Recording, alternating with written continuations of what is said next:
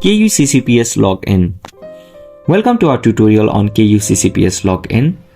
The Kenya Universities and Colleges Central Placement Service KUCCPS is responsible for facilitating the placement of students into institutions of higher learning in Kenya.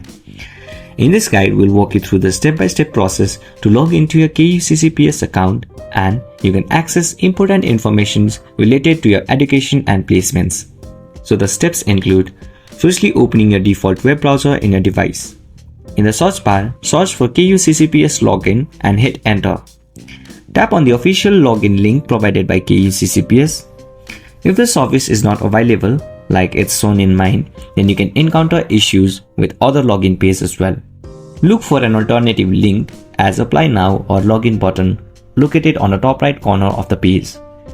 Once you have accessed the login page, you can enter your KCSE index number and KCSE year in the designated field. Next, enter your password in the password field. After entering your credentials, you can click on Login button to access your KUCCPS account.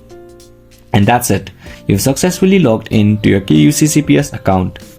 If you find this video helpful, please make sure to like and subscribe to our channel.